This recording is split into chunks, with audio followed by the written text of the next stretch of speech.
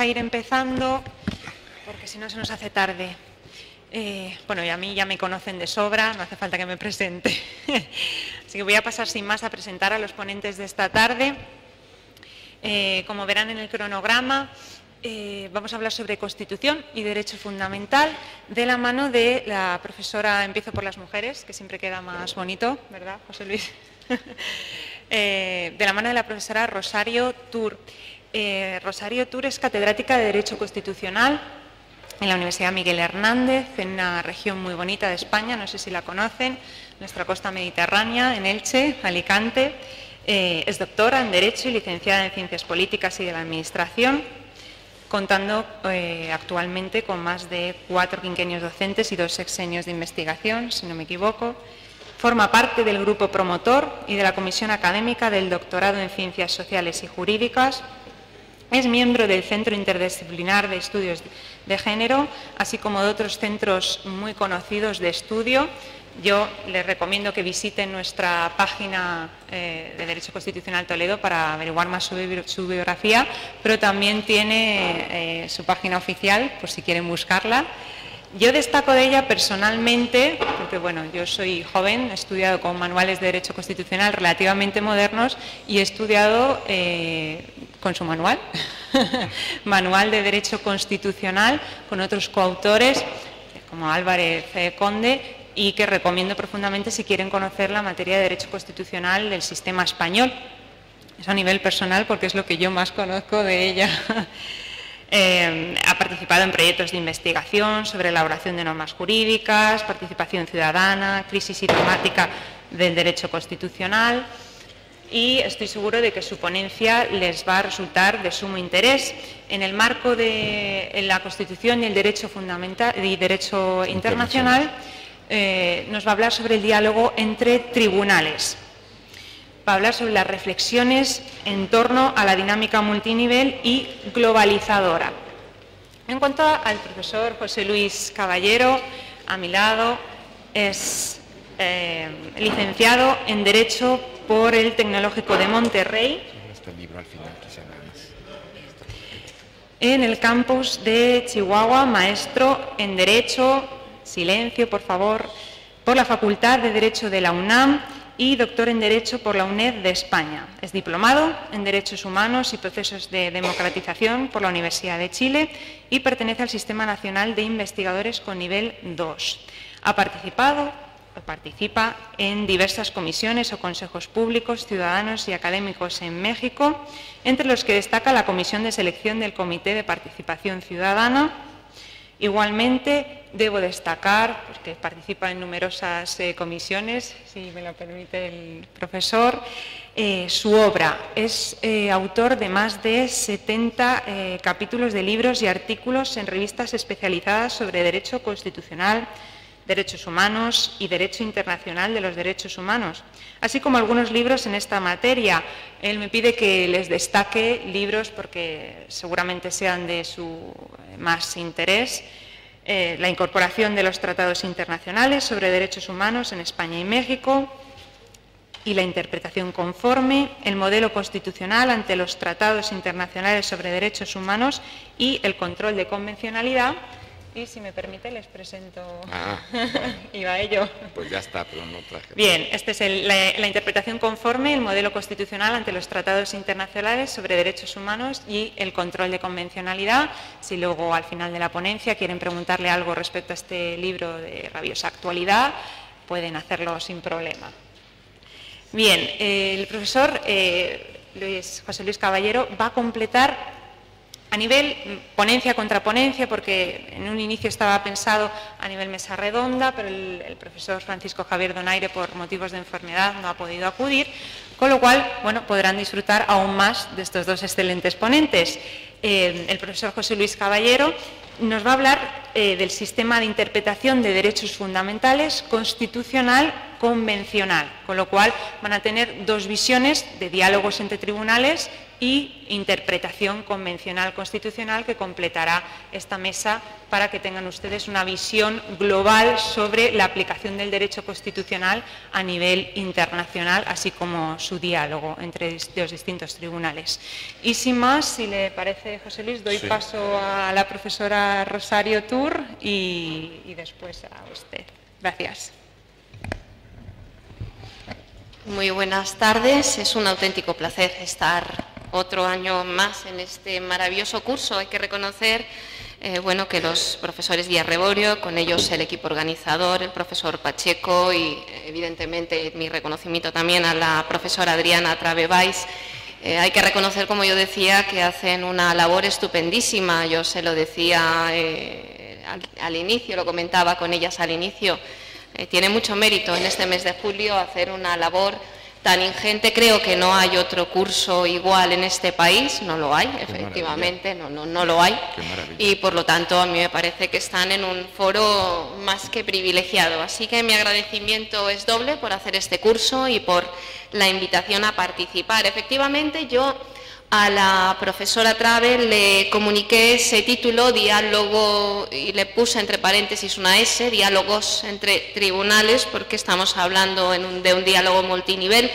Pero quería hacer una serie de reflexiones. Efectivamente, yo creo que mi ponencia es verdad que puede encajar más, por lo que he oído, con la continuidad que después puede dar el profesor Caballero.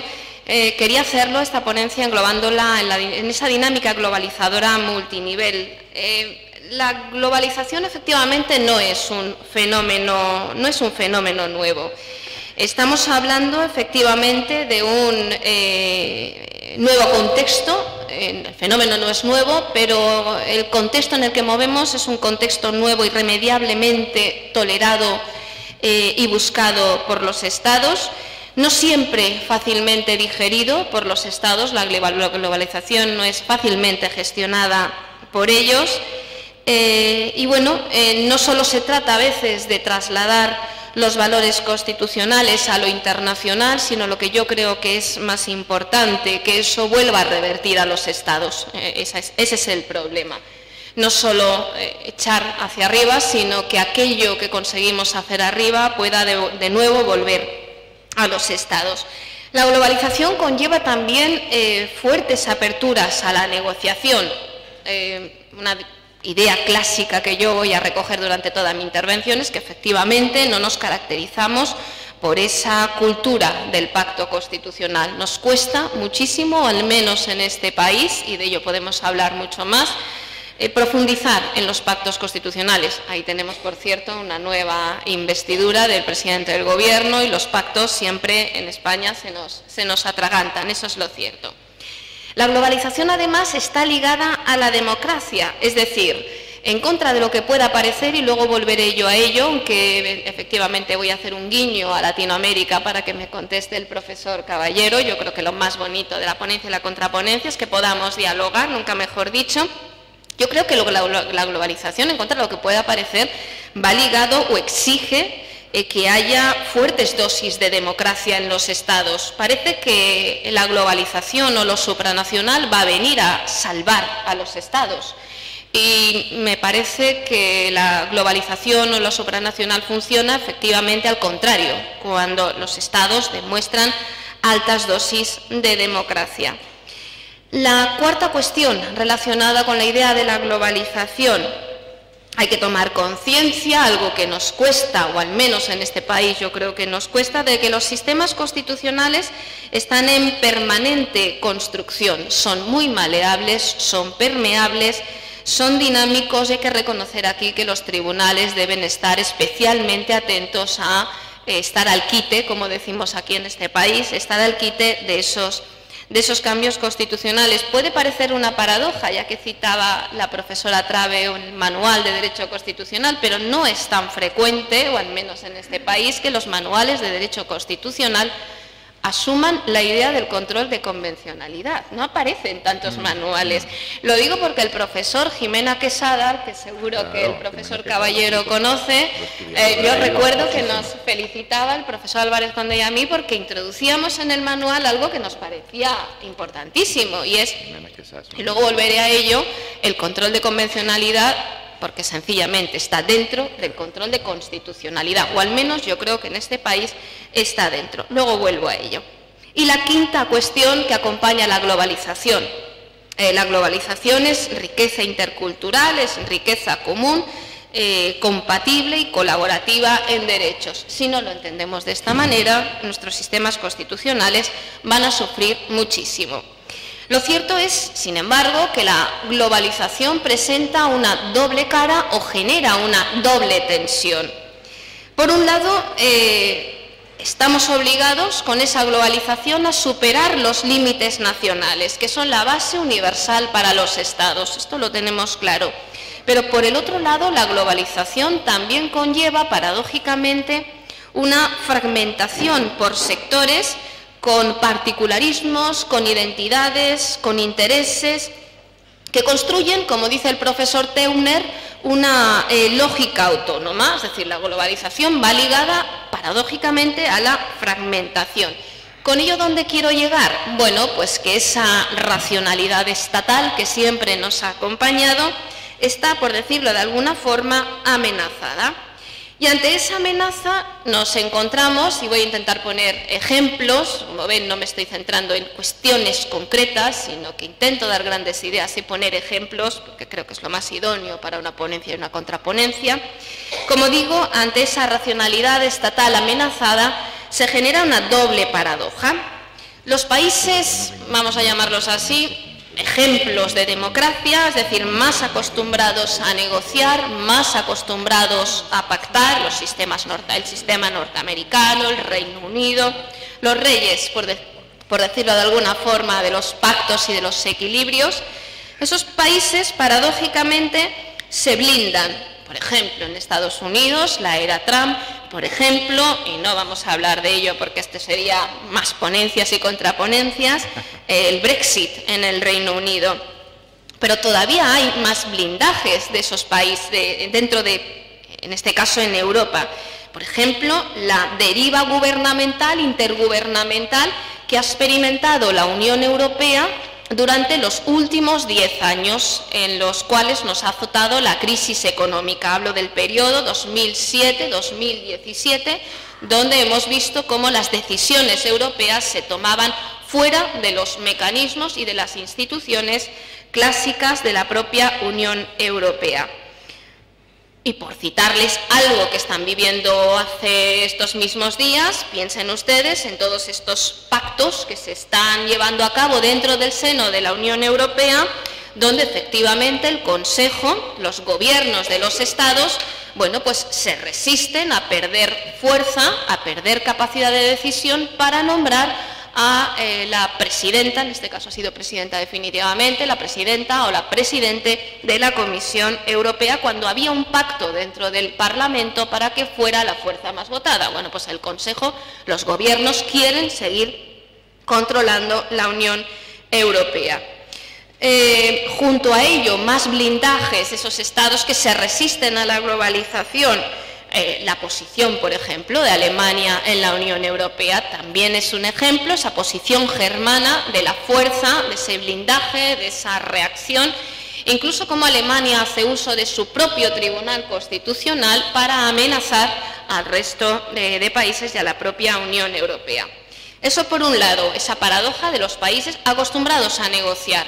Por el otro lado, los países con dificultades democráticas, donde, bueno, y lanzo esta provocación porque no deja de ser una provocación, donde parece que se han encontrado siempre algunos o bastantes países, estados latinoamericanos, que han sido, yo recuerdo en mi periodo en México, por cierto, y en la Ibero, no lo he dicho al principio, pero fue un auténtico placer estar en la Ibero con esa recepción, Miguel Eraña, el profesor Caballero. Bueno, pues esos países, vuelvo otra vez a la intervención, esos países latinoamericanos, esos estados fallidos, a mí me llamaba la atención esta expresión, digo, pues no creo que muchos países europeos sean menos fallidos que los latinoamericanos. Me llama mucho la impresión, pero en cualquier caso, estos países con dificultades, no solo en Latinoamérica, sino también aquí, parece que depositan su esperanza en el orden internacional, o al menos eso es lo que yo percibía, mientras los poderes internos se blindan frente a esas amenazas supranacionales, o aquello que a veces ven como una amenaza supranacional. En cualquier caso, la globalización genera esa doble paradoja. Y en cualquier caso, la globalización conlleva, como conclusión definitiva de este primer punto, un constante proceso centrífugo y centrípeto hacia afuera y hacia adentro. Y es que si ya estaba en crisis el concepto de soberanía de los Estados, y de esto hemos oído hablar muchísimo, ahora también está en crisis el concepto de unidad del ordenamiento internacional. Nos tenemos que acostumbrar al pluralismo, a la diversidad, a los sistemas separados y a la acomodación. Como decía el profesor Cruz Villalón, magistrado del Tribunal Constitucional, con una soterrada inquietud. La globalización, bueno, pues nos mueve, ¿no?, de los asientos. En este contexto, dos obviedades. No se parte de la unidad. En la globalización y en el diálogo nunca se parte de la unidad. Es al contrario, se quiere llegar a la unidad, como siempre ha ocurrido en la historia. Así que la globalización constitucional, bueno, pues conlleva esa síntesis precaria entre unidad y pluralismo, y esa idea de que hay que superar, y aquí a mí me gusta constantemente citar al profesor Luther, hay que superar los modos sofistas, es decir, convencer para vencer.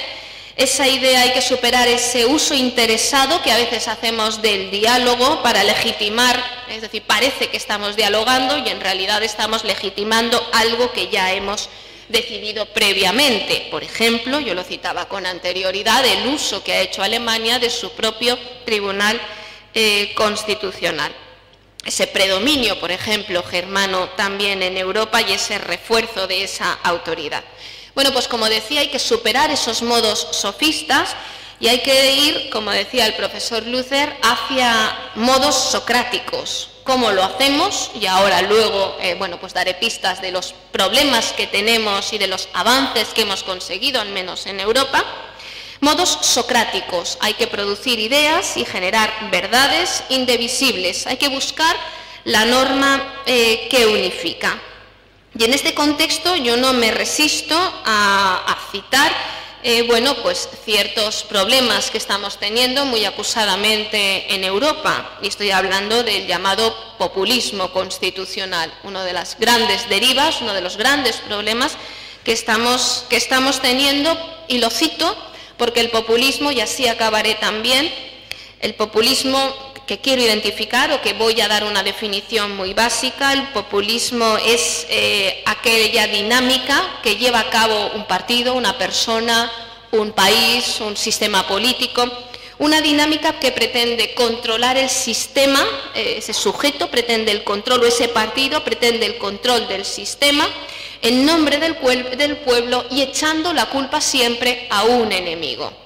Bueno, pues esas derivas populistas que estamos teniendo en Europa, que a veces incluso se han instalado en los gobiernos, como ocurre en Polonia o como está ocurriendo en Italia, y que en otros países no se han instalado en los gobiernos, pero sí que están, al menos en nuestro país y en muchos otros, sí que están como fuerzas políticas o determinados líderes políticos en ese sistema político. Bueno, pues el populismo constitucional que estamos viviendo, lo cito efectivamente porque creo que es un gran enemigo precisamente del diálogo y por lo tanto un enemigo a combatir y que dificulta efectivamente el diálogo entre tribunales y por lo tanto la dinámica, la flexibilidad del propio sistema político. Eso por un lado, no se parte de la unidad. Por el otro lado, tampoco vale cualquier tipo de unidad, efectivamente, no vale la unidad que nos quiere dar el populismo, no puede hablar un sujeto en nombre de todo el sistema político, intentando controlar todo el sistema político para quitarnos derechos y democracia, o para dejar la democracia y quitarnos derechos, o para dejarnos los derechos pero quitarnos la democracia. Esa es un poco la dinámica que sigue el populismo. Pues bien, no vale cualquier tipo de unidad, no vale la unidad que nos quiere dar el populismo, y tampoco nos vale, por ejemplo, la unidad del mercado, como nos ha pasado en Europa en algunas ocasiones. ¿Qué fundamentalidad queremos? Bueno, pues esa fundamentalidad nos la da o nos la debe dar un adecuado diálogo. Hay que recordar, y aquí hago un contexto un poco genérico en 2 minutos, bueno, cómo funcionan los sistemas políticos. Y a mí me gusta recordar que estamos en la era de Hobbes. Hobbes está más de moda que nunca, creo yo. Hobbes decía, y ustedes lo habrán oído muchísimas veces, que el hombre es un lobo para el hombre. Y por lo tanto, lo que quería yo creo que decirnos es que la naturaleza humana lo que busca es el control, busca la seguridad, y que por lo tanto es poco amigo del diálogo. El fin del poder, la finalidad del poder, por lo tanto la finalidad del ordenamiento jurídico, del derecho, no es la justicia social. O sea, el poder no nace para dar justicia social a las personas, las leyes no nacen para dar justicia social a las personas. Lo que está en el fondo del poder y del derecho es el control y el dominio del sistema político. Y lo que pretende precisamente el orden constitucional es racionalizar o ordenar esa naturaleza humana que solo busca el control y la seguridad. Por eso es necesaria la idea de pacto y la idea del diálogo. El poder, por lo tanto, es central en las constituciones. A mí me gusta recordar siempre que cuando hablamos de derechos, hablamos de poder político. No hablamos de concesiones graciosas que hace ese poder a la ciudadanía. Hay que centrarse en el poder. Como conclusión, los fines humanos que encontramos en los sistemas políticos, como la libertad, los privilegios, los derechos, la igualdad, cualquiera de los fines que encontremos en el poder y que encontremos en las leyes, son una consecuencia y no son la causa o la razón de ser de la fundamentación racional del Estado. El poder no busca la justicia hay que buscarla a través del pacto constitucional. Y todo ello, además, que con mayores dificultades si cabe, y yo no quiero dejar de citarlo porque creo que aquí tenemos también un problema añadido, en esta democracia efímera y mediática en la que nos encontramos. Es decir, el mundo de Internet, de las redes sociales, esa celeridad, esa precipitación, ese mundo virtual en el que nos movemos, ese mundo online en el que nos movemos, bueno, pues dificulta efectivamente que los diálogos y los pactos constitucionales puedan ser realmente constructivos. Para que ustedes me entiendan, les voy a poner un ejemplo. Basta con que salga una sentencia problemática, una sentencia que debe conllevar un grandísimo pacto y diálogo detrás. Les cito, por ejemplo, una que se ha hecho muy famosa en España, que es la sentencia de La Manada, un episodio de violación de varias personas contra varios hombres, contra una mujer. Basta que salga una sentencia de este tipo para que las redes sociales viralicen esta conducta, y lo que acaben provocando es dificultades para el diálogo, porque al final en ese mundo online, como decía el profesor Leoncini en su diálogo con Bauman, al final en ese mundo online el ciudadano, la ciudadana es, dicho con unas palabras italianas, el padrone, es decir, el rey, la reina de su propia vida. Y en ese contexto, bueno, pues es difícil desarrollar ciertos pactos o ciertos diálogos. Yo creo que este contexto, por lo tanto, es importante para entender cómo se dialoga entre tribunales y con los poderes políticos. Está en jaque, por lo tanto, la idea clásica del Estado, pero no podemos prescindir del Estado. El Estado, clásicamente, ha tenido el monopolio de la vis física. El Estado garantizaba la seguridad frente a los enemigos exteriores y protegía en el interior frente a los peligros cotidianos. Bueno, pues hoy la idea de protección, esa idea de seguridad, se nos difumina, esa idea de control o de seguridad, esa idea de garantía es otra. El Estado es demasiado pequeño para algunas cosas. El eje estatal, los tribunales constitucionales, son demasiado pequeños para la economía, para la política exterior, para las fuerzas globales, para las redes sociales, para el control de las fronteras, para la inmigración. Y aquí aparece efectivamente la constitución de lo supraestatal. Pero tenemos que irnos con mucha cautela, porque en ese contexto de la constitución de lo supraestatal puede haber riesgos de pérdidas de principios constitucionales y ciertas asimetrías no siempre deseables. El profesor Bauman, ya lo he citado con anterioridad, advertía, sociólogo, falleció el año pasado, él advertía de que había que intentar evitar la liquidez. Él hablaba así, esa ciudadanía líquida, esa ciudadanía que parece que no tiene un orden o no tiene un punto de referencia y por lo tanto que es importante constitucionalizar el espacio internacional y no a la inversa. Pero hay que ir con mucho cuidado porque lo global tiene un componente de exclusión. ¿Qué quiero decir con ello? Bueno, pues que cuando se intentan conjugar tantos intereses, se ven favorecidos siempre en ese mundo global los grandes intereses o los más fuertes. Y eso provoca siempre la reacción desde el poder privado, porque los grandes proyectos constitucionales, por ejemplo Europa, por ejemplo la Convención Interamericana, por ejemplo el sistema supranacional de las dos verdades europeas, la Unión Europea y el Consejo de Europa, esas grandes iniciativas siempre quitan espacio a las iniciativas privadas. Por eso necesitamos reforzar la identidad constitucional para evitar esa fuerza de los poderes privados y de las globalizaciones desequilibradas. Pero por el otro lado, para que entendamos bien el multinivel, el Estado es demasiado grande para otras cosas. Es demasiado grande para las políticas sociales, para las democracias participativas, para la participación ciudadana, para la educación, para las minorías, para el medio ambiente, para la sanidad, para la igualdad de mujeres y hombres. Es decir, aquí, y yo creo que el ejemplo español es muy claro, muy claro, en nuestro país las comunidades autónomas son los grandes laboratorios de estas pequeñas políticas donde el Estado se queda demasiado grande. Por lo tanto, también en ese diálogo hay que tener en cuenta la constitución de lo infraestatal. Las regiones, los departamentos, llámenlo ustedes como quieran, los Länder, las comunidades autónomas, han generado importantísimos desarrollos y con ellas los tribunales de las respectivas, por ejemplo, comunidades autónomas, y ahora citaré ejemplos concretos, pero no pueden quedarse huérfanas del Estado. Necesitan más calidad democrática en esta democracia multinivel.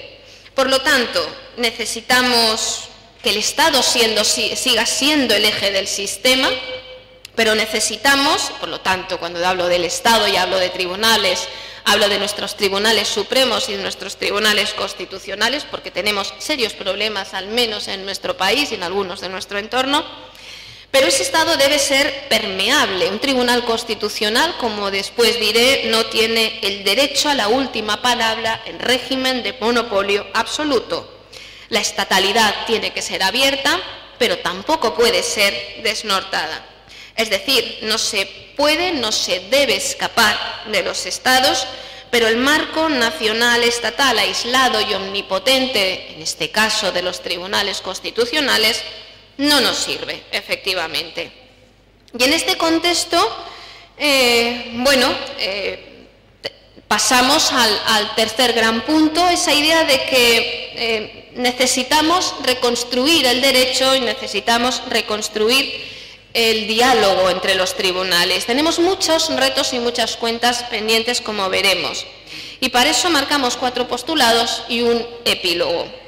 Lo primero, el derecho no es infalible, el ordenamiento jurídico no es infalible, ni hay una última instancia infalible. Ni el Tribunal Constitucional, ni la justicia ordinaria, ni la justicia supranacional son infalibles.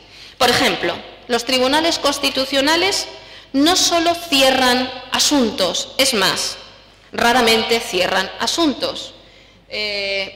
No les voy a citar más que el emblemático caso del proceso soberanista catalán. En vez de cerrar, cada vez abre más el tema. Nunca cierran asuntos, aunque lo parezca. Los tribunales constitucionales o los tribunales supremos también deben entrar en la colaboración, en la lealtad y en la colaboración entre los poderes del Estado. No pueden tener ese derecho, efectivamente, a la última palabra. Los tribunales constitucionales, tercera cuestión, donde vemos esa idea de que nadie es infalible, ejercen una labor pedagógica, deben ejercer una fuerte labor pedagógica. Y lo cierto es que posiblemente, aunque y luego pondré algún ejemplo donde parece que recuperan algo de pedagogía, pero en general la pedagogía de los tribunales constitucionales se ha perdido en los últimos tiempos. En cuarto lugar, la justicia ordinaria. ¿Qué es lo que está pasando en nuestro país y en países del entorno en lo que respecta al diálogo entre tribunales y en esa conjunción de lo constitucional y la supranacionalidad o la convencionalidad? Bueno, pues que los tribunales ordinarios, al menos en nuestro país, están llevando a cabo, y lo vienen desarrollando desde hace ya un tiempo, una especie de peligroso, yo lo llamé en un principio puenteo. Puentear es saltarse a alguien jerárquicamente superior para acudir al superior por encima de aquel al que te has saltado. Estoy queriendo decir que los tribunales ordinarios en España se están saltando o se han saltado en varias ocasiones, bastantes ocasiones, al Tribunal Constitucional para dialogar inmediatamente con la justicia convencional, por llamarlo de alguna forma. Yo no diría puenteo, ¿por qué? Porque yo no creo que el Tribunal Constitucional sea el superior jerárquico. Debemos romper la idea de las jerarquías. Así que buscando en el diccionario de la Real Academia Española, digo, bueno, voy a buscar algún sinónimo que se me ajuste mejor. La utilizo evidentemente, espero que me entiendan, el lenguaje que utilizamos en nuestro país.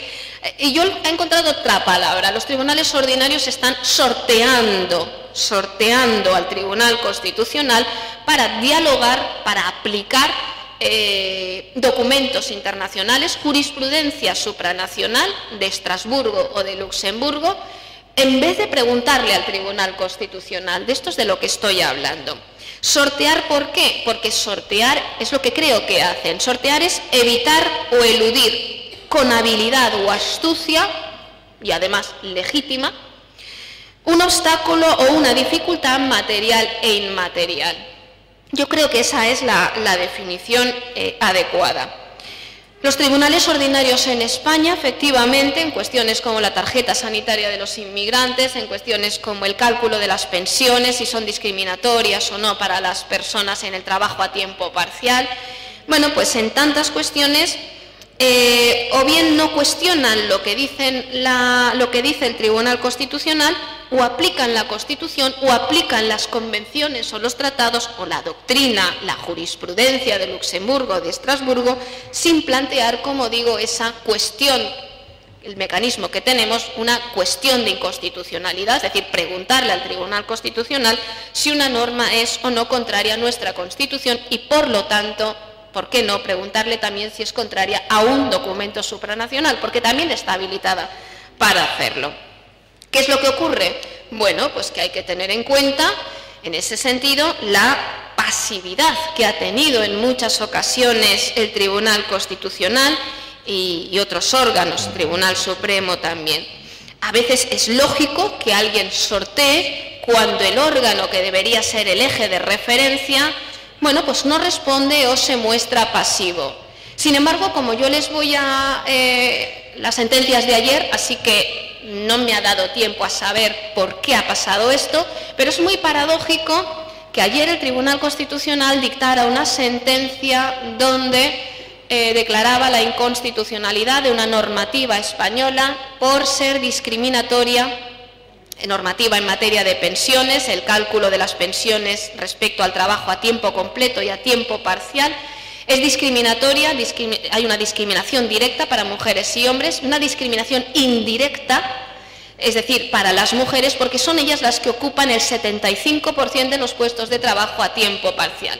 Esta es una doctrina de Luxemburgo que es clásica ya, tiene como 7, 8, 10 años en los que viene desarrollándose. Esta sentencia de ayer parte de una cuestión que había sido planteada ante el Tribunal Constitucional y que el Tribunal tenía pendiente desde hacía ya varios años y que paradójicamente ha dictado a raíz de que en mayo el Tribunal de Justicia de Castilla y León, el Tribunal Superior de Justicia de una comunidad autónoma, le planteara una cuestión prejudicial a Luxemburgo, Luxemburgo le contestara diciendo que esa normativa había que rectificarla y el Tribunal Constitucional, tengo que mirar por qué lo ha hecho, porque no lo sé, pero está bien que se haya pronunciado antes de que lo haya hecho el Tribunal Superior de Justicia. ¿Por qué digo esto? Porque durante muchos años el Tribunal Constitucional ha tenido litigios parados dentro del propio tribunal. Eran los tribunales ordinarios los que dialogaban con Luxemburgo en este caso y el Tribunal Constitucional se pronunciaba cuando ya era condenado por Luxemburgo y ya era condenado por Estrasburgo. Aquí el tribunal se ha adelantado al Tribunal Superior de Justicia y ha resuelto un caso que tenía pendiente. El tribunal debe ser, ya digo que no sé si lo ha hecho porque efectivamente se han dado cuenta que no hay que esperar más, que hay que adelantarse, que hay que dialogar, pero en cualquier caso lo cierto es que lo ha hecho y de alguna manera parece que demuestra que intenta superar esa pasividad. Voy acabando. El diálogo, por otro lado, no puede ser ficticio tampoco entre los tribunales. A veces falta argumentación y, por ejemplo, el Tribunal Constitucional viene negándose sistemáticamente a plantear cuestiones prejudiciales ante el propio Tribunal de Luxemburgo. En este sentido, parece que es una dinámica que debe cambiar. Además, no existe en segundo lugar, no podemos decir que podamos seguir admitiendo este modelo judicial que tenemos de adversarios o de antagónicos. La idea de los modelos de adversarios o de antagónicos la saco de Adela Cortina, que hablaba de esta democracia en la que nos hemos instalado, donde solo vale tu postura contra la mía y no ese diálogo. Y aquí hay varios aspectos negativos. Es negativo en nuestro país, por ejemplo, que el control de convencionalidad aparezca separado del control de constitucionalidad, completamente separado. Es decir, como si fueran cuestiones distintas, cuando yo creo que el control de convencionalidad se deduce directamente del artículo 10 de la Constitución española, donde se dice que los derechos se interpretan y, por lo tanto, las convenciones internacionales son una prolongación y la jurisprudencia es una prolongación de nuestro título en materia de derechos de la persona. Por lo tanto, se integra. Lo que quiero decir es que el control de convencionalidad está dentro del control de constitucionalidad. Y normalmente esto no es así. ¿Y por qué no es así?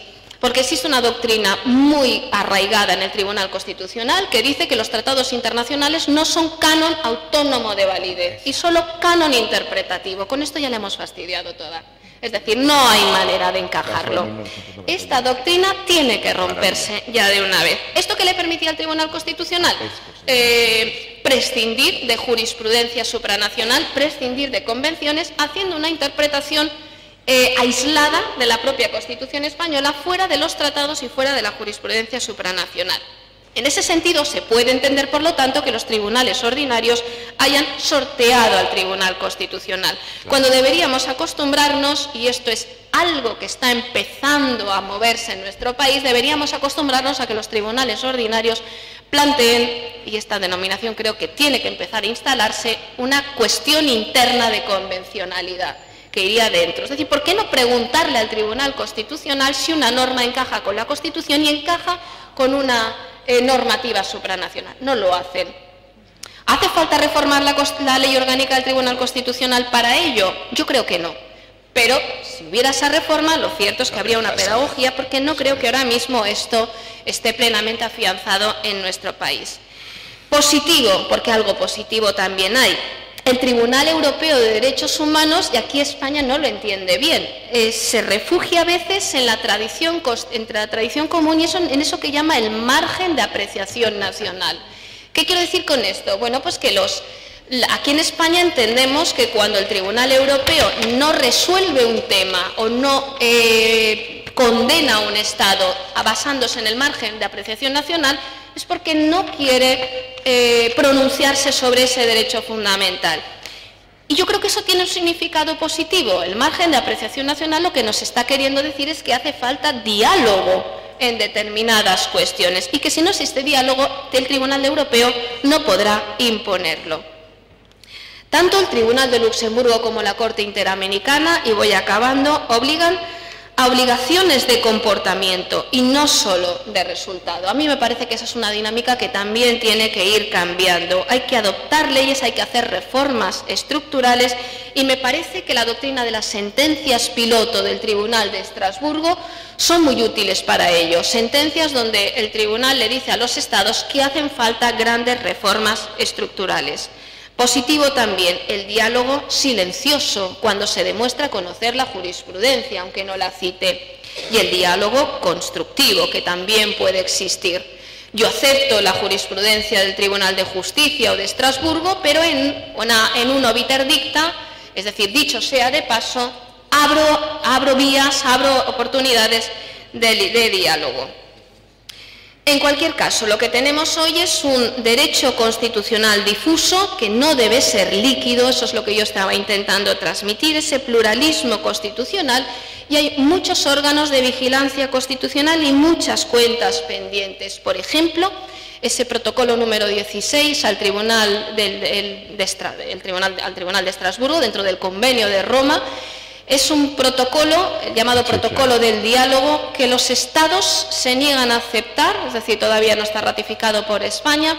Es el llamado Protocolo del Diálogo porque le permitiría a los tribunales constitucionales lanzar opiniones consultivas al Tribunal de Estrasburgo. Esto podría ser útil porque si el Tribunal Constitucional se adelanta y pide una opinión consultiva, evita luego ser condenado por parte de Estrasburgo, es decir, adelanta, prepara el terreno, para eso hay que hacer una buena demanda, un buen escrito jurídico. Adelanta el terreno y de esa manera ella busca el diálogo y Estrasburgo se ve obligado de alguna forma a adelantarse de alguna manera y a dar una respuesta que le está pidiendo el propio Estado. Hay muchos órganos, por lo tanto, de vigilancia constitucional. Hay que armar bien el papel potencial de los jueces ordinarios. Yo no me puedo resistir efectivamente a decir aquí que todavía falta formación, información en materia de supranacionalidad. Lamentablemente la justicia ordinaria en nuestro país no está bien formada en la supranacionalidad, tiene serias dificultades para conocer el marco supranacional, por no decir que no la tienen de ningún tipo, pero sobre ello podemos hablar. Con posterioridad, pero esta es la realidad que tenemos. Buscamos la soberanía, pero ya no hay un único soberano, así que no hay que huir de las categorías clásicas, hay que reformularlas y hay que hacerlos con ciertas fuertes dosis de lealtad, con conocimiento, con comportamiento respetuoso con las formas, con sensibilidad, con información, con aprendizaje, sobre todo teniendo en cuenta que ese populismo constitucional del que yo les hablaba puede ser un tremendo enemigo para el diálogo con los tribunales. Y les cito una frase de Antonio Machado, porque creo que es un punto de referencia en esta ponencia. Antonio Machado decía, de una forma ciertamente provocadora, tu verdad, dice, no, la verdad, y ven conmigo a buscarla, la tuya, guárdatela. Muchas gracias.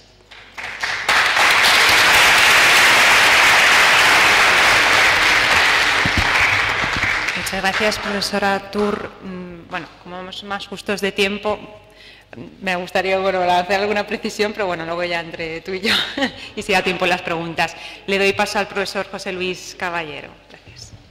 Muchas gracias, muy amable, muchas gracias. Un gusto estar aquí en esta espléndida especialidad, en esta magnífica ciudad, Agradezco mucho al profesor Francisco Javier Díaz Reborio, al profesor Pacheco, te agradezco, Adriana, estar esta tarde aquí y poder compartir con ustedes. Me honra mucho estar con mi querida Rosario Tur, que ya teníamos tiempo sin coincidir y haber escuchado su magnífica ponencia, digamos, muy provocadora de muchas cosas que yo quiero compartir con ustedes en esta tarde-noche. Fíjense que me parece, yo pienso, bueno, ¿qué hemos hecho? Digamos, ¿en dónde estamos parados las y los juristas de Iberoamérica frente al encuentro entre el derecho constitucional y el derecho internacional? ¿Dónde estamos situados en una cuestión que en ocasiones tenemos como tierra firme, en periodos, luego en otros periodos nos situamos como en una especie de arenas movedizas, en este terreno de los encuentros y desencuentros? Y me parece que no hemos aquilatado bien, a cabalidad, en qué medida hemos ido construyendo sobre terreno firme el tema de este encuentro, digamos, del que Rosario ya hablaba, entre lo nacional y lo convencional, entre el derecho constitucional, internacional o supranacional. Y es un momento coyuntural interesante. Es decir, este tema de la soberanía, este tema del derecho internacional, que se había paso hacia lo constitucional muy tímidamente y sobre el que hubo muchísimas resistencias a finales del siglo pasado. Es decir, esta idea tan del siglo XX, finales, de que había una especie de invasión de lo convencional hacia lo constitucional, de que había que salvaguardar la soberanía en términos de fronteras, de no invasión de lo constitucional, se empezó digamos, a matizar, a mover, y empezamos a generar una serie de medidas de encuentro, ¿no? Y en esta situación de encuentro, pues el Tribunal Europeo de Derechos Humanos ha colaborado muchísimo. El Tribunal de Luxemburgo ha colaborado muchísimo en la aplicación de derechos fundamentales, especialmente a partir de la Carta de Derechos Fundamentales de la Unión Europea, insertada en el Tratado de Lisboa, después de que falló como una carta propia de una Constitución Europea, que no quisieron tener en 2005, y ha ayudado muchísimo la Convención Americana y la Corte Interamericana. Es decir, empezamos a tener una pacificación en ese terreno entre lo internacional y lo constitucional, una pacificación que ha durado, vamos, casi 20 años. No obstante, esta construcción que fue, digamos, paulatina, tímida al principio, sobre todo en América Latina, ha sido ultra vigorosa en los últimos años. Y ese vigor de entender no solamente fíjense qué interesante, bueno, eso digo yo que es interesante, la incorporación del derecho internacional y de los tratados internacionales al orden interno, que en eso estuvimos trabajando durante muchos años, sino de entender lo internacional como constitucional, que es producto de la maduración, de la reflexión sobre el Convenio Europeo de Derechos Humanos, la Carta de Derechos Fundamentales de la Unión Europea, la Constitución Española, constituciones europeas, constituciones latinoamericanas, la Constitución de República Dominicana a partir de 2015, fue la Constitución, 14, 10, perdónenme los años, 11, la mexicana. Es decir, que el gran atrevimiento de constitucionalizar el derecho internacional es lo que ha provocado de alguna manera que ahora en los últimos años, en los últimos meses, tengamos una vuelta de tuerca sobre lo nacional y una vuelta de tuerca sobre la suspicacia en el terreno de lo que muchos países están viendo como una injerencia indebida de los organismos internacionales de derechos humanos. Es decir, el terreno de la soberanía estatal que dio la bienvenida a lo internacional se mantuvo con buenos ojos mientras no se aspiró a meter lo internacional como constitucional. Es interesantísimo. Y mientras no hicimos reformas, artículo 74, ese me lo sé, de República Dominicana, artículo 1 de la Constitución mexicana. Reformas donde se dio la bienvenida a lo internacional como constitucional y el atrevimiento de la Corte Interamericana de constitucionalizar de alguna manera el derecho internacional a través de la jurisprudencia sobre sus propias competencias, sobre el efecto de su interpretación, el tema de la cosa interpretada, que ya lo tenía el Tribunal Europeo de Derechos Humanos del siglo pasado, y sobre el tema de abundar en la necesidad de la interpretación conforme de los órdenes nacionales, de los jueces, las juezas, los tribunales constitucionales, a ese, digamos, núcleo interamericanizado. Es enormemente impresionante. Y esto me parece que es lo que ha llevado, digamos, a reacciones en los últimos meses, por ejemplo, como la que tuvieron 5 Estados Unidos, Colombia, Paraguay, Brasil, Argentina, Chile, de lanzar un manifiesto a la OEA para pedirle, de alguna manera, una restricción de ese atrevimiento de los órganos del sistema interamericano. Una cuestión muy política, revestida de tecnicismos jurídicos. Bueno, algunos académicos pensamos, hicimos saber en varias proclamas en Chile, Argentina, en México, algunos supuestos tecnificados que pueden ser rebatibles, pero que finalmente es una intención de mantener a raya a esta pretendida constitucionalización. Ahora, ¿qué elementos, y es parte de lo que yo quiero conversar en estos minutos, qué elementos tiene esa constitucionalización del derecho internacional que ha ido avanzando rápidamente en una conciencia de los últimos 20, 25 años y que está provocando reacciones en los tribunales constitucionales, en algunas cortes, en algunos estados, que dicen, ay, pues mejor reflexiona derecho internacional en que tú eres estrictamente subsidiario. Mejor reflexiona país en que debes aplicar las fuentes del derecho internacional como se hizo toda la vida de forma estricta. Mejor reflexiona órganos del sistema interamericano en acudir de manera más clara al margen de apreciación del que ya hablaba Rosario. Mejor reflexionan órganos del sistema interamericano en no ser tan excesivo con el sistema de reparaciones, porque consideramos que hay una injerencia fuertísima. Bueno, injerencia, diríamos algunos, que tiene que ver con derechos que, sin importar dónde estén contenidos, revisten la protección más alta de la dignidad de la persona. Eso creemos y eso pensamos. ¿A costa de los estados? Pues no a costa de los estados, pero sí los estados como sujetos de exigibilidad y de medidas de justiciabilidad. Ahora, en esto que está siendo movido o provocado, ¿en qué hemos estado parados? Bueno, en primer lugar, yo creo que ha habido un entendimiento muy claro digamos, en la doctrina. Algunas cosas son de doctrina, otras de jurisprudencia, espero ser claro en estos puntos que voy a decir.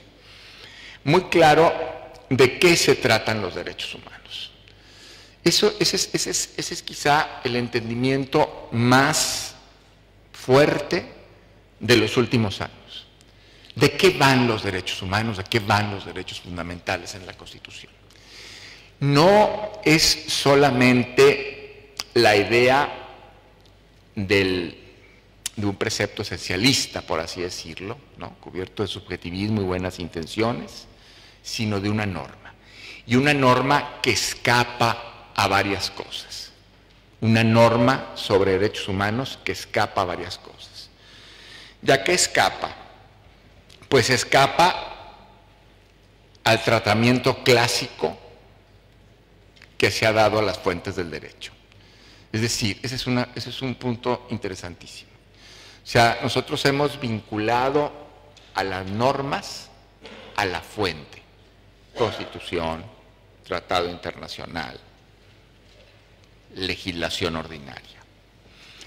Y el tema de derechos humanos ha sido brutalmente disruptivo para evidenciar que la norma tiene un potencial intrínseco, íncito, en su propio núcleo genético, diría yo, protector, que va más allá de las fuentes. Por eso, en todos estos años, se ha argumentado muchísimo que el principio de jerarquía normativa para articular las fuentes del derecho no es el principio más adecuado para articular a las normas sobre derechos humanos que tienden a cohesionarse, que tienden a subsumirse, ¿no? España ha trabajado muchísimo este tema, por ejemplo, de que el principio de jerarquía normativa no es el adecuado para relacionar fuente interna y fuente internacional, ¿no? El requejo pajés, el principio de resistencia pasiva, artículo 96, muchísimo. Pero especialmente las normas de derechos humanos. Es en derechos humanos donde se ha trabajado más claramente el tema de la integración. Claro que está en la Unión Europea, pero sobre todo en derechos. Y es en derechos humanos donde se ha, digamos, evidenciado mucho de lo que ya hablaba la profesora, el tema del pluralismo constitucional, del tejido en redes, ¿no? Lo que ya el profesor García Roca ha analizado muchísimo, redes de conexión normativa, pluralismo constitucional, es decir, la idea de la fuente del derecho se ha roto de alguna manera, permítanme la expresión, y la idea de la jerarquización de las fuentes del derecho ha sido un discurso que ha tomado años, pero hemos podido como ver más bien el elemento normativo. Y el ver a la norma, a esa norma que se llama derechos humanos, hemos reconocido que son claramente, eso ya también es un piso en el que hemos avanzado, principios. Y que en cuanto a normas, principios requieren de interpretación. Y hemos apreciado además que esas normas, principios, y eso es fundamental para la conexión entre derecho internacional y constitucional, que esas normas, principios, constituyen pisos mínimos que van a más, que están imbuidas de un principio fundamental que se llama el principio de progresividad y la prohibición de regresividad, ¿no? Que también en la mañana se hablaba de esto un poco, Roberto Gargarella, en ese sentido de también el trabajo entre iguales y cómo nos ponemos de acuerdo para tutelar los acuerdos entre iguales cuando no hay, y decía Laura, diseños institucionales suficientes, cómo tenemos que ir creciendo en ese principio de progresividad, y que está además plasmado en todas las constituciones y en las cartas de derechos fundamentales en general, sean tratados las mismas constituciones, ¿no? Ese principio de progresividad de los derechos como mínimo, les digo, el artículo 53.1 de la Constitución de España, el artículo 53 del Convenio Europeo de Derechos Humanos, la Carta de Derechos Fundamentales de la Unión Europea, el artículo 29 de la Convención Americana, el artículo 74 de la Constitución de la República Dominicana, el artículo 1 de la Constitución Mexicana. Es decir, esa separación de las fuentes y extraer la norma a través del principio de progresividad que requiere ser interpretado. Y esa interpretación unificante de los derechos ha sido un gran desarrollo jurídico-cultural de los últimos años. Ese sería el primer punto. Brutal, porque entonces, claro, es como el presupuesto de la constitucionalización del derecho internacional. Son los mismos derechos que tienden a crecer en pisos más altos de protección. Y si usted tiene al tratado internacional en casa y a un organismo supranacional en casa, pues todo ese derecho que se trae no admite, por así decirlo, esa división tajante entre lo constitucional y lo internacional, sino que van jugando en la misma cancha. Eso ya lo descubrimos. Y por eso ahora esta sacudida de que sí va en serio. ¿Qué más hemos hecho en los últimos 20 años?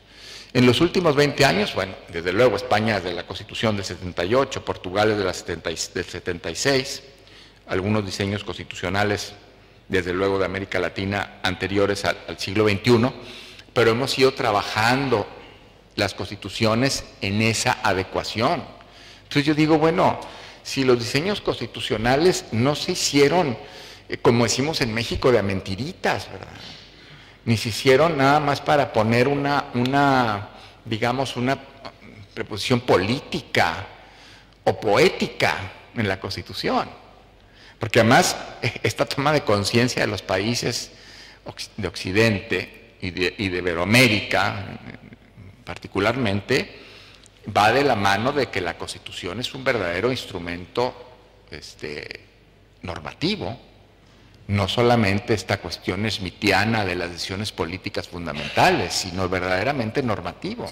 Entonces, claro, esas normas que se van plasmando van haciendo, digamos, dos cosas fundamentales. Una, o bien teniendo un esquema de las fuentes del derecho todavía por ahí, hablar de la jerarquía constitucional de los tratados internacionales, y más explícitamente, quizá Colombia, México, hablar del bloque de constitucionalidad, de los tratados como ampliación de la Constitución, de los tratados internacionales como extensión de la Constitución, y además hablar de la necesidad de trabajar el sistema de interpretación sobre derechos de conformidad con los tratados en la medida que estos sean más protectores.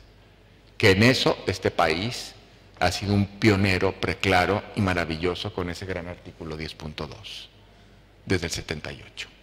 Entonces, ese diseño que fue consecuente con esta idea de extraer la fuente y la famosa pirámide kelseniana armada en escalones, extraer la fuente, ponerla a dinamizarse, porque ahí está la dinámica íncita de los derechos, en el principio de progresividad y el principio pro persona, que no están ahí de gratis, y hacer diseños constitucionales específicos, ha sido, ahí van dos puntos, del modelo que estamos viendo ahora. Y diseños constitucionales que no se sacaron de la manga nada más. No es solamente una ocurrencia que tuvo Portugal, que tuvo España, que tuvo Guatemala, que tuvo República Dominicana, que ha tenido Bolivia, que ha tenido Argentina, que ha tenido México, que ha tenido Venezuela, en el artículo 23 de la Constitución 99, sino es precisamente consecuencia de esta apertura, de la constitucionalización y del haber metido un gran bagaje de derechos que están contenidos en tratados internacionales. Y además, nosotros estamos haciendo otra cosa, que eso ya es de matriz del sistema interamericano. Estamos diciendo que aparte de estos diseños constitucionales, el propio sistema interamericano se está nutriendo de la interpretación de los derechos humanos. Es decir, en eso el sistema europeo el sistema interamericano se atrevió a dar un paso, ¿no? Un paso más, porque en realidad en los sistemas regionales, un poco el lugar común ha sido que el Tribunal Europeo de Derechos Humanos estaba mucho más asentado en la idea del principio de cosa interpretada, de trabajar el derecho común europeo, de fortalecer la jurisprudencia del Tribunal Europeo, más que desarrollar un sistema de reparaciones, porque además hay un artículo 41 en el convenio, ¿no?, sobre la reparación equitativa, y que por otro lado el sistema interamericano estaba más afincado en el sistema amplio de reparaciones, que venía además de la tradición de la lucha de los regímenes absolutamente criminales y violatorios de derechos humanos con los que tuvo que enfrentarse el sistema interamericano en la década de los 70. Sin embargo, esta explosión interpretativa del sistema interamericano, sobre todo la Corte Interamericana, dijo, también tenemos que hablar de interpretación, porque es finalmente donde se hace vida cotidiana el artículo 2 de la Convención Americana, de que los derechos consagrados en la Convención Americana tienen que convertirse en normas, en política pública, en decisiones internas de los estados. Y porque además, atinadamente lo pensó la Corte Interamericana, los derechos humanos van nutriendo al ordenamiento interno y a las decisiones judiciales, y a las decisiones legislativas, y a las decisiones de política pública. Entonces, fíjense qué interesante, no solamente las constituciones empiezan a obrar en consecuencia de esta idea de la explosión de los derechos, sino también el sistema interamericano, acompasado del europeo, va pensando en la necesidad de llevar y de llegar al ámbito interno, al ámbito propio de la Constitución. Y entonces por eso, claro, surge esa doctrina famosa del control de convencionalidad, que en lo propio que es, ¿no? Que en lo propio que es, pues es que es la aplicación cotidiana de los operadores jurídicos nacionales de la interpretación de la Corte Interamericana sobre la Convención, que eso lo saben perfectamente ustedes, es difuso, que es aplicable con independencia de las competencias de los operadores jurídicos nacionales, no solamente de los jueces. Y que el propósito, que eso todavía no lo aprendemos bien, pero creo que ahí vamos, no es necesariamente invalidar o inaplicar normas, sino sobre todo, especialmente, primordialmente, la integración. Es decir, un sistema de interpretación integradora que tenga como propósito fundamental dotar de contenido a los derechos. Y voy a decir este punto que me parece muy importante. Y ahora que decía Rosario, que parece que hay un puenteo, porque decías tú, sorteas, los tribunales ordinarios sortean el diálogo con el Tribunal Constitucional para pasarse al Tribunal Supranacional. Claro, si nosotros viéramos así de manera muy simple lo que ha dicho el control de convencionalidad, y que en algunos países como México ha pasado eso, ¿no? Es decir, pues estaríamos justo en eso, ¿no? Porque la Corte Interamericana también ha dicho, todos los operadores jurídicos tienen que dialogar conmigo, hasta el pequeño, hasta el juez ordinario más pequeño, con una competencia más limitada, tiene que ser no hablamos de eso de que son jueces interamericanos, jueces y juezas interamericanos. Entonces todos tienen que dialogar con el Tribunal Supranacional. Pero yo estoy de acuerdo contigo, porque en realidad, digamos, el diseño mayúsculo de bajar esto al ámbito constitucional tendría que estar dado por el diálogo con el Tribunal Constitucional como intérprete de la Constitución interpretada de conformidad con los tratados internacionales, que eso es lo que me parece fabuloso. Y en ese sentido, sí voy a presumir un poco, porque me parece que el diseño mexicano del artículo 1 favorece mucho eso. O sea, México, en la reforma constitucional de 2011, es muy interesante, no pone a dialogar o a interpretar la Constitución conforme a los tratados, como lo hacen todos los países, sino que pone a dialogar o a interpretar toda la norma en relación con la Constitución y con los tratados internacionales. Eso es único en el mundo, de verdad, no hay otro artículo así. Todos los demás hablan de la Constitución y los tratados, México habla de la Constitución con respecto a la Constitución y los tratados. O sea, la Constitución mexicana, digo yo, es un ordenamiento binario, referido y referente. La Constitución puede estar incluso referida a otras normas constitucionales interpretadas de conformidad con los tratados. Y esto lo que produciría en ese caso en el sistema interpretativo, en un sistema de interpretación plausible, pues es que el Tribunal Constitucional de la Corte dé la estatura constitucional convencional que marcara a que los jueces ordinarios se referenciaran como primer elemento del diálogo o primer interlocutor del diálogo al Tribunal Constitucional, no de manera separada hacia la Corte Interamericana, porque la Convención Americana, al menos en México, no está solita como referente de la interpretación, está aparejada con la Constitución.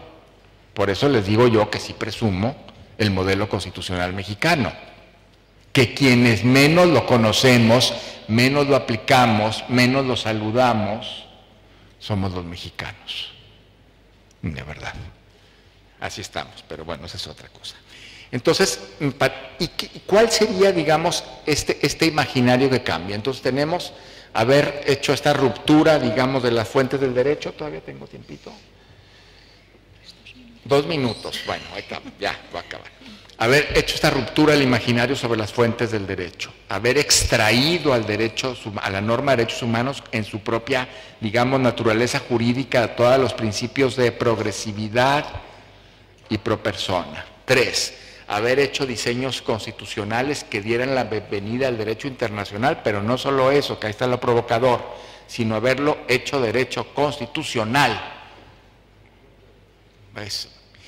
4, tener un sistema, digamos, de mayor apertura, de alguna manera el sistema europeo, pero ahora con esta volada de barda, diríamos, del sistema interamericano con respecto al control de convencionalidad, y que en realidad lo que estamos viendo, y ese sería el punto con el que yo cerraría, y después en las preguntas estaría a sus órdenes, lo que estamos haciendo con esto es que efectivamente se dota de contenido a los derechos.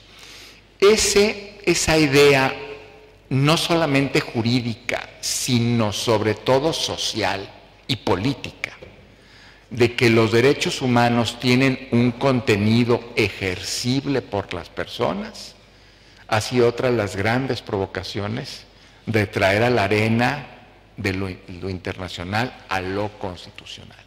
Es decir, no es la pelea normativa entre las fuentes, no es inaplicar, no es necesariamente invalidar, sino la interpretación, su propósito más genuino, más noble, más amplio y real, al igual que el del control de convencionalidad, es dotar de contenido a las normas que finalmente a través de la jurisprudencia constitucional pueda ser transmisible a operadores jurídicos diversos, pero ulteriormente transmisible a las personas, para que sepamos de qué van los derechos y qué hacer en caso de tensiones, qué hacer en caso de conflictos, qué hacer en caso de antinomias, que es una idea muy importante también de matriz española que se fragua en la Constitución, en el artículo 53, el famoso contenido esencial de los derechos que no puede ser reducido por ninguna ley orgánica.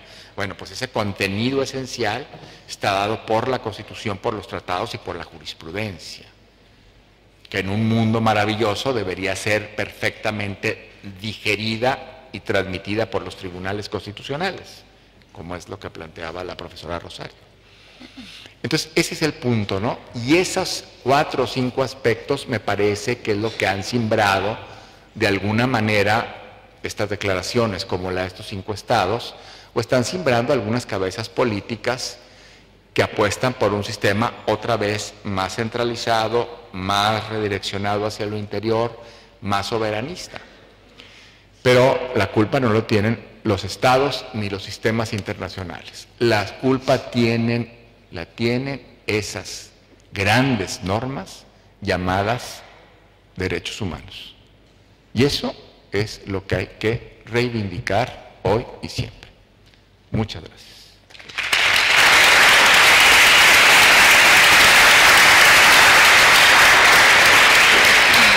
Muchas gracias, profesor Caballero. ¿Tienen preguntas? Sí, pues por orden.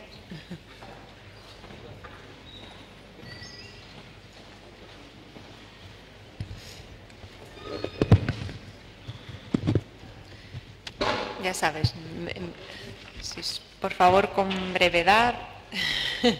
Gracias. Buenas tardes, Edith Tábora de Honduras. Para Rosario y José Luis, pero que no se molesten porque le llamen por el nombre. Sí. Una pregunta relacionada acerca de si identifican herramientas para la ciudadanía para participar en ese diálogo entre tribunales o en la constitucionalización del derecho internacional. Y digo esto porque, Rosario, me queda un poco la sensación de que pareciera negativo que la ciudadanía mediatice un poco estos temas, ¿no? Cuando pusiste el ejemplo de la manada. Y se ha hablado mucho estos días de que esa mediatización a veces es negativa. Y creo que es una respuesta frente que los sistemas no están respondiendo a las necesidades quizás de la ciudadanía. Gracias.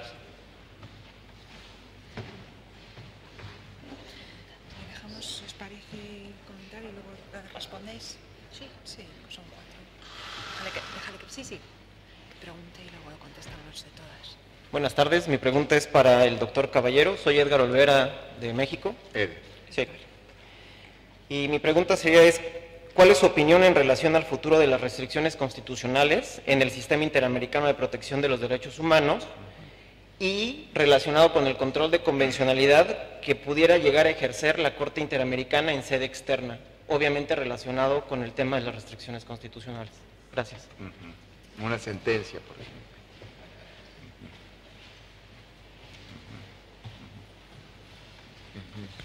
Buenas tardes a los panelistas y a Adriana, y a ustedes también, compañeros. Para usted, que ha hablado de la Constitución Dominicana, evidentemente que está ligado de alguna manera a ella. Incluso ha mencionado el artículo 74 de la Constitución. El artículo 74, en el numeral 3, que tiene 4 numerales, habla de que los tratados internacionales tienen jerarquía constitucional. Eso ha dado lugar a algún tipo de debates entre juristas y constitucionalistas, porque entonces no se entiende bien si esa jerarquía es por encima o igualdad con la Constitución. Pero resulta que la Constitución de nuestro país habla en el artículo 6, si mal no recuerdo, que está por encima de cualquier otra norma, eso sí dice la Constitución. Sin embargo, en el numeral 4 de ese 74 dice que los poderes públicos aplicarán las normas que tienen que ver con derechos fundamentales en el sentido más favorable al titular de ese derecho. Lo que se ha entendido entonces que cuando se refiere a un tratado internacional, por ejemplo, a un derecho fundamental, pudiera estar ese tratado entonces por encima de la Constitución si es en derecho fundamental. ¿Cuál sería entonces su apreciación sobre la jerarquía en ese sentido? Sí.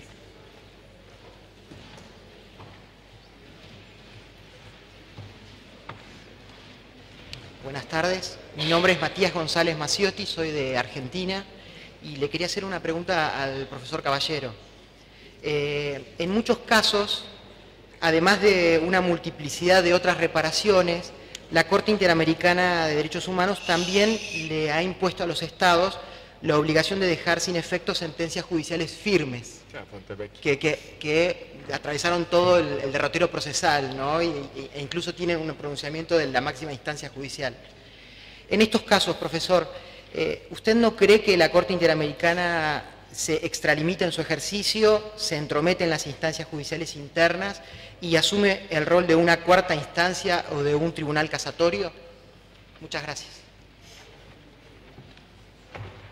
Si no hay más preguntas, bueno, yo planteo una, quizá pueda sonar un tanto básica, pero bueno, estamos en un curso y las cuestiones básicas nunca sobran, ¿no? Yo quisiera preguntar, bueno, a los dos, pero especialmente a Rosario, si puede crearse un verdadero diálogo entre tribunales fuera de cualquier aspecto político. Lo digo porque en Europa, en la cooperación judicial, por ejemplo, a nivel penal, con la orden de detención europea, a menudo se genera la sensación de que esa cooperación, que es estrictamente judicial, en la que no intervienen elementos políticos como pudiera ser la extradición, la cooperación judicial tiene que ser un diálogo estrictamente judicial. En ese diálogo entre tribunales ya a nivel constitucional o de control de convencionalidad, ¿creen que puede crearse un mecanismo en el que cualquier tipo de aspecto ideológico o político quede fuera de esa apreciación? Si te parece, contestas tú primero. Sí, bueno, vamos contestando, ¿no? Sí. Empezamos por el principio, creo yo, ¿no? el tema de las herramientas para la ciudadanía y el hecho de si la mediatización por las redes sociales o por la ciudadanía, es que no ubicaba, si esa mediatización es o no negativa, y responde un poco a la filosofía, ¿no?, a la impotencia que siente la ciudadanía frente a la inoperatividad de los poderes públicos. Esto está ligado, yo me lo había apuntado a raíz de las sugerencias y de mi intervención combinada con la del profesor Caballero. El problema que tenemos es que falta academia y falta formación, o sea, vamos a la base, falta academia, falta formación en el sentido que decía, lo ha dicho creo que lo ha dicho de manera más clara que yo el profesor Caballero, es decir, ¿dónde está ese espíritu de la constitucionalización de lo internacional y la internacionalización de la Constitución en la academia? Yo sinceramente no lo veo. Yo veo investigaciones puntuales donde efectivamente existen sectores académicos más o menos comprometidos pero yo no veo esa transversalidad del constitucionalismo multinivel. Es que debería ser verdaderamente transversal. Es decir, si la academia tuviera esa transversalidad, ese constitucionalismo multinivel, de esa internacionalización de los derechos humanos, los juristas saldrían con esa formación, los abogados en las escuelas de práctica jurídica, las abogadas recibirían también esa información porque sería una prolongación, quienes hacen oposiciones a la justicia también se verían imbuidos de esa formación, pero yo no lo veo. Entonces, esos operadores jurídicos que yo creo que son fundamentales, esos operadores jurídicos que incluso trabajan en las redes sociales o entre la ciudadanía y que es mucha gente que ha estudiado no solo derecho, sino muchas asignaturas, porque el derecho constitucional tiene un efecto transversal en muchas materias. Es decir, yo me estoy yendo a la universidad, a mí me falta todo eso, me falta esa transversalidad que creo que se está pidiendo, con lo cual ese posicionamiento de la ciudadanía a veces me parece desinformado, precipitado, parcial, y se acaban generando unas dinámicas donde existe demasiada confusión. Yo no digo que la ciudadanía no deba tener una posición activa, y yo creo que ha sido fundamental, pero la ciudadanía no puede sustituir al poder público. Esa es la idea un poco. No puede colocarse, no puede solucionar, o lo dicho de otra manera, el poder público no puede actuar a golpe de movimientos ciudadanos, porque si no perdemos el sentido, la filosofía, los avances, y la justicia escasamente hace buenas sentencias cuando se ve arrastrada por esos movimientos mediáticos. Existe mucha desinformación, existe falta de cultura, de esa cultura de la que venimos hablando aquí. Y luego lo que se genera es una precipitación mediática que hace que en definitiva los problemas no tengan una reflexión, un tiempo, una serenidad, que es lo que hace falta en estas cuestiones. Los movimientos ciudadanos están bien, la participación ciudadana está bien, pero la participación ciudadana, y yo eso sí que lo he trabajado en temas de democracia participativa, no puede ser que el poder político deje de actuar y deje que la ciudadanía ocupe el lugar que le corresponde al poder público. Creo que el principio de lealtad constitucional nos lleva a eso. Cada uno tiene que actuar conforme a sus competencias, teniendo en cuenta los efectos que va a generar en el sistema, en el ordenamiento y al final en los derechos de las personas. Y si perdemos de vista ese punto de referencia, pues vamos a perder de vista lo que es un sistema político. Creo que hay un lugar para cada uno y que los movimientos ciudadanos no pueden sustituir a los poderes públicos, o las sentencias no se pueden hacer a golpes mediáticos. Yo creo que vamos pasando preguntas, ¿no? ¿Seguimos un poco el orden? Sí. Sí. ¿Pregunta por pregunta? Sí. Pregunta por pregunta. Muy bien. Bueno, yo estoy de acuerdo con lo que dijiste. Yo sumaría nada más que sí necesitamos que el poder público y sobre todo los legisladores puedan hacer diseños mucho más claros, sencillos y cada vez más expeditos de mecanismos de exigibilidad de derechos, que estén a la mano de todas y todos. Eso es muy importante, porque yo creo que todavía nosotros no tenemos suficiencia de mecanismos que tendrían que, voy a usar un verbo duro, pero a lo mejor, sacrificar tecnificación por expeditez y en términos de reparación, ¿no? Y hablo, por ejemplo, por el amparo mexicano, el amparo como nos ha costado de verdad un montón volverlo un medio de protección de derechos pues mucho más eficaz frente a la tortuosidad de las cuestiones formales. Entonces yo me iría también con ese apunte. Una preguntita, se la hago a usted. ¿Cuántos abogados y abogadas en este país o en su país utilizan el constitucionalismo multinivel, este enfoque? Porque eso sería muy importante.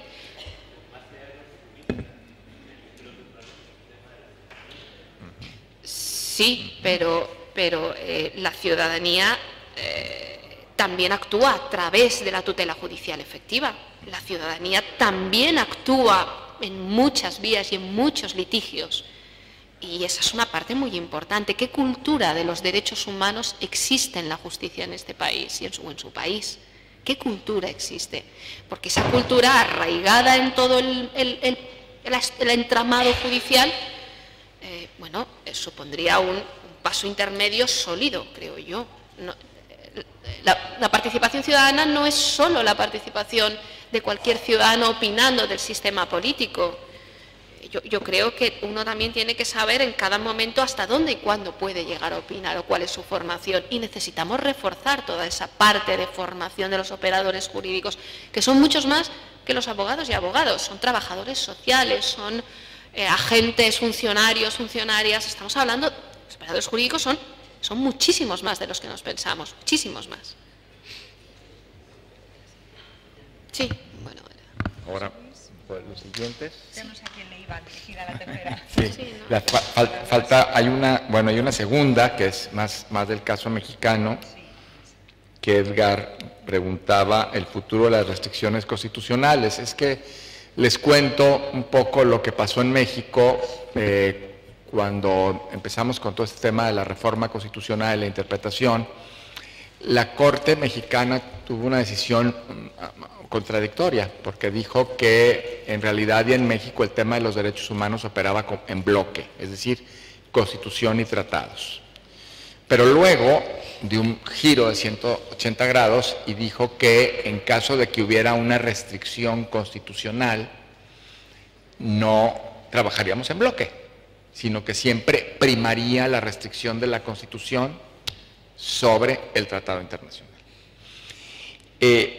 Voy a contestar muy brevemente. Esto me provoca dos ideas, lo he dicho en muchos foros. La primera es que la Corte, por un lado, tuvo un tema de contenido de los derechos, que es a lo que responde el bloque. No es una cuestión ocurrente. El bloque responde, o el parámetro de control de regularidad constitucional, como lo llevamos allá, responde a un tema del contenido de la norma, no de la fuente o el cajoncito donde está puesta. Y la Corte volvió al tema de la fuente.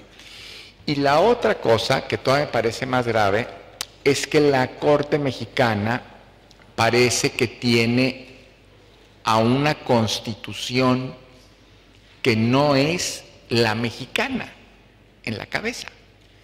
Porque la Constitución mexicana jamás dice que se contraste a la Constitución con los tratados internacionales.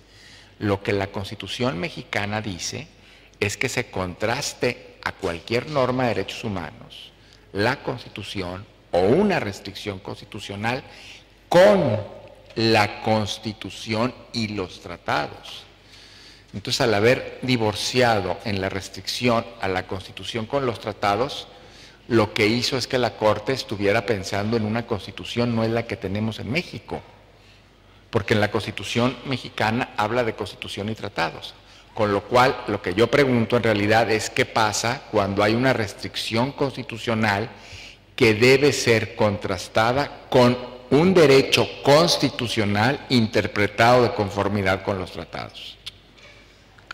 caso claro el arraigo en sede administrativa con los derechos constitucionales interpretados de conformidad con los tratados.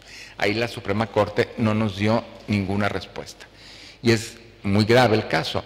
Ahora, en el tema de que haya una sentencia internacional, esto es tremendo, porque la Corte Mexicana en un expediente ya adelantó que sí hay una sentencia internacional de la Corte Interamericana que vaya en contra de una restricción constitucional, no se atenderá la sentencia internacional. Bueno, yo espero que no llegue el caso. Ya cambió además la integración de la Corte ahora, cambió la presidencia de la Corte. Yo espero que estas cosas se reconduzcan en su momento interpretativamente. Sería el caso de esa pregunta de Edgar. Faltarían dos, pero no sé si quieres abundar. Solo...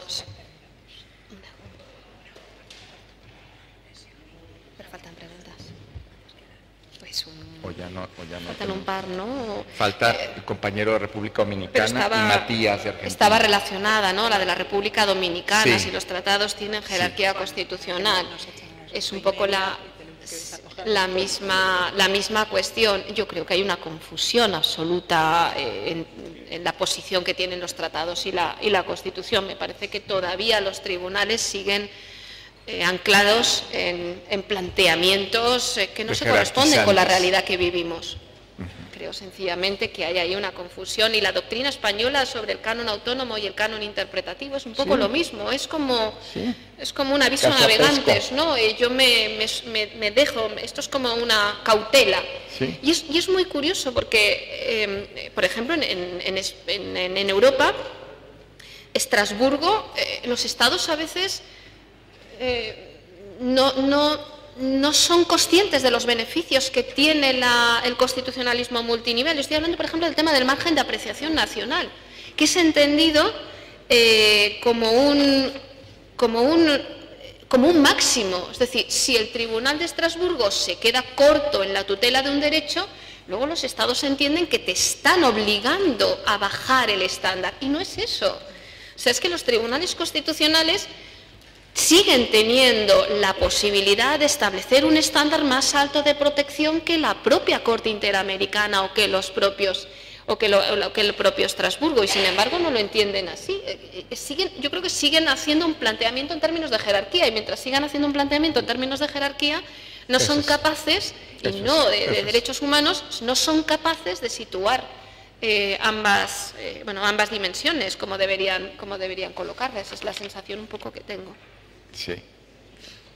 Bueno, ya contestaría Matías y ya puedo terminar. Sí, el tema de Matías, porque esto es un caso tremendo del límite del diálogo. Es decir, ¿qué pasa en una sentencia internacional, Fontevecchia o qué sé yo, que tire, digamos, alguna cuestión de cosa juzgada? Pues yo creo que en primer lugar, es llevar lo que ya decía la Convención de Viena, lo que dice la Convención de Viena sobre el derecho de los tratados de 1969, que no se pueden invocar razones de derecho interno para dejar de cumplir tratados internacionales una vez que han sido suscritos. Dos, que es muy curioso porque en realidad lo que abre la llave de la jurisdicción internacional es el acto de última instancia de un Estado, así sea la cosa juzgada en una sentencia. Tres, habríamos que distinguir y hay que seguir trabajando en lo que significa la subsidiariedad de la mano de la complementariedad que va construyendo el estándar de los derechos, y eso yo creo que limaría esas asperezas de qué hace una sentencia internacional que puede ser brutalmente asestada contra las decisiones jurisdiccionales de última instancia. Y cuatro, pues sí, entiendo, no es un tema nada pacífico.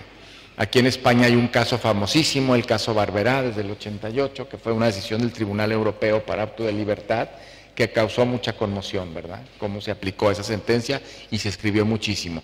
Bueno, yo pienso que en esto tendríamos que seguir, digamos, trabajando, pero sí me parece que ahí la última instancia del diálogo es una sentencia internacional, y ahí, por efectos de la complementariedad que tiene que ir trabajándose en sede interna, tendríamos que acotar y tendríamos que atender. Bueno, para decirlo muy rápido, pero puede haber más ideas de esto. Muchas gracias.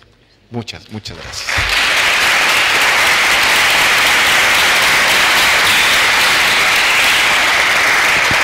Muchas gracias a ambos ponentes. Si tienen alguna cuestión que quieran plantearles a nivel particular, yo creo que están dispuestos. Siempre sabiendo que a las 8:30 vienen los conserjes y nos echan a patadas, eso que lo tengan en cuenta.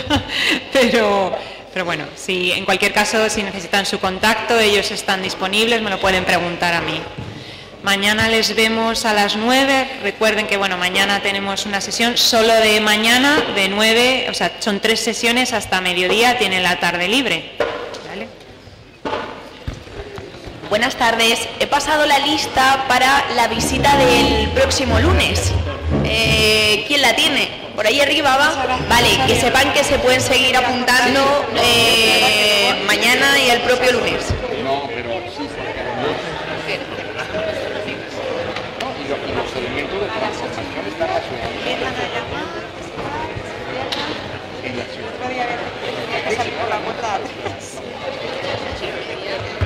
Solo una cifra